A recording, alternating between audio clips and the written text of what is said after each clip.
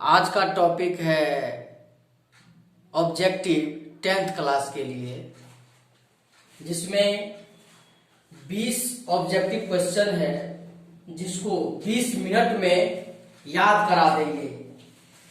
20 question है 20 minute में, सिर्फ 20 मिनट टाइम देना है, टोटल याद हो जाएगा।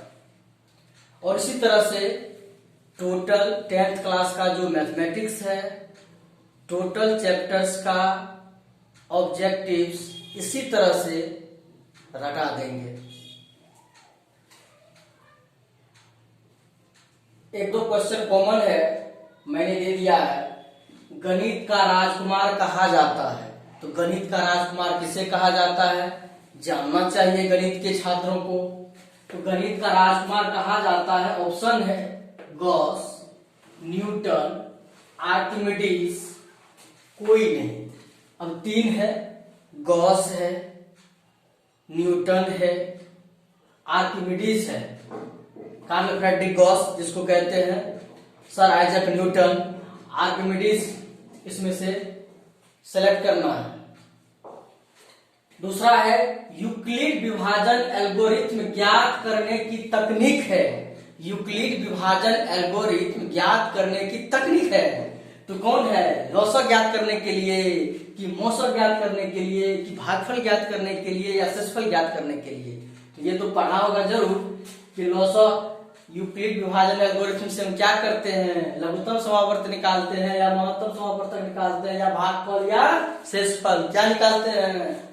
उसके बाद तीसरा क्वेश्चन है, दो धनात्मक पूर्णांक a और b दिए रहने पर ऐसी पूर्ण संख्याएं q और r विद्यमान है कि, यहां विद्यमान है कि इसका ऑप्शन यहां है a बराबर b q plus r, a equal to b q plus r, a equal to b q minus r, a equal to b by q plus r, D में है ऑल सभी। तो यूक्लिड्स डिवीजन एल्गोरिथम वाला है। फिर पाई एक है, पाई क्या है? पाई क्या है? तो पाई परिमेय संख्या है या अपरिमेय संख्या है, या दोनों है, या कोई नहीं है। पाई के बारे में फिर उसका मान को देखो, फिर उसको देखो।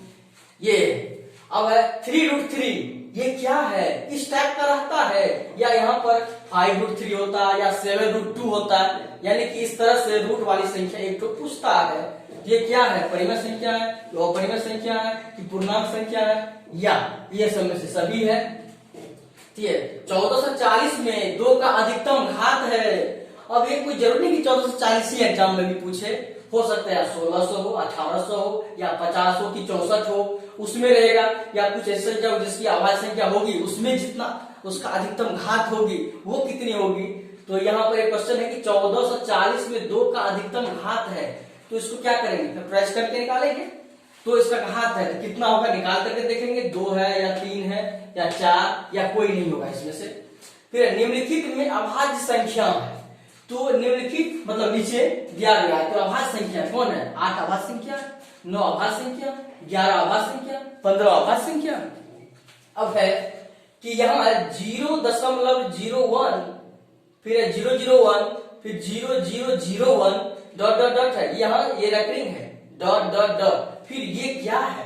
इसको कौन सी संख्या कहते हैं? परिमेय संख्या कहते हैं, या अपरिमेय संख्या कहते हैं, या पूर्णांक संख्या कहते हैं, या कोई नहीं कहते, इनमें से कोई नहीं कहते हैं। क्या कहते हैं? फिर यहाँ 3.142857 डॉट डॉट डॉट है। ये 3.142857 को क्या कहते हैं? ये कौन सी संख्या है? परिमेय संख्या है, अपरिमेय संख्या, या दोनों है, या कोई नहीं। अब है एक घात वाला बहुपद कहलाता है। एक घात वाला बहुपद को क्या कहते हैं? रैखिक बहुपद, या द्विघात बहुपद, त्रिघात बहुपद, या इसमें से कोई नहीं।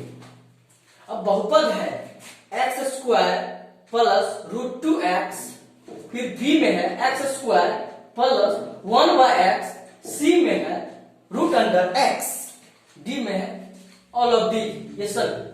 तो ये तुम्हें सेलेक्ट करना है।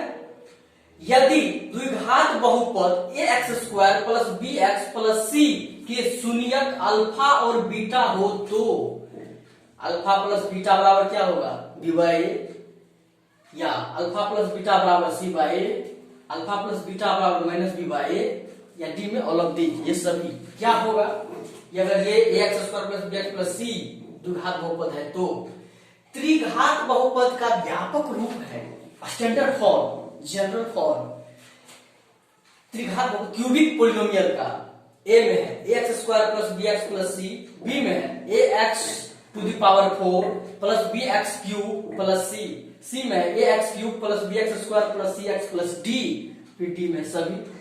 फिर द्विघात बहुपद के शून्यकों की संख्या है, तो द्विघात बहुपद के शून्यक की संख्या जिसको हम zeros of the quadratic polynomial, तो क्वाड्रेटिक पोलिनोमियल की जीरोज की संख्या कितनी होती है, यहाँ है, तो द्विघात बहुपद के शून्यकों की संख्या है 3, 5, 1, 2, इनमें से कौन होगा। फिर है बहुपद x² माइनस 4x प्लस 1 के मूलों का योग होगा। ये जो बहुपद दिया गया है x² माइनस 4x प्लस 1, तो इसके जो मूल होंगे, रूट होंगे, उनका योग क्या होगा, 1 होगा या 4 होगा या 3 होगा या 5 होगा। फिर है यूक्लिड विभाजन प्रमेय का या एल्गोरिथम किस पूर्णांकों के लिए लागू किया जा सकता है, यहाँ है लागू किया जा सकता है, तो यूक्लिड विभाजन प्रमेय का या एल्गोरिथम किस पूर्णांकों के लिए लागू किया जा सकता है, धनात्मक पूर्णांक के लिए, क्योंकि यहाँ पूर्णांक लिखा हुआ है, तो धनात्मक पूर्णांक के लिए या ऋणात्मक पूर्णांक के लिए या शून्य पूर्णांक के लिए या ए और बी धनात्मक और ऋणात्मक पूर्णांक के लिए, दोनों पूर्णांकों के लिए। फिर है यूक्लिड विभाजन प्रमेय का या एल्गोरिथम किस पूर्णांकों के लिए परिभाषित है, ये किस पूर्णांकों के लिए परिभाषित है, धनात्मक पूर्णांक के लिए या ऋणात्मक पूर्णांक के लिए या शून्य पूर्णांक के लिए या ए और बी दोनों, यानी कि धनात्मक और ऋणात्मक पूर्णांक दोनों के लिए परिभाषित है। अब यूक्लिड विभाजन एल्गोरिथम का संबंध डैश डैश की विभाज्यता है। यूक्लिड विभाजन एल्गोरिथम का संबंध किसकी विभाज्यता है, पूर्णांक की विभाज्यता है या परिमेय की विभाज्यता है या वास्तविक संख्या की विभाज्यता है या इसमें जो दिया गया सभी की विभाज्यता है। अब गणित का पिता माना जाता है, ये सब कॉमन चीज है, जानना चाहिए।